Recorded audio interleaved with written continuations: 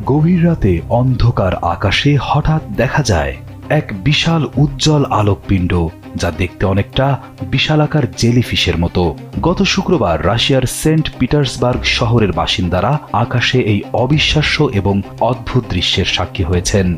তবে এটি কোনো ভিনগ্রহের যান বা অলৌকিক কিছু নয়।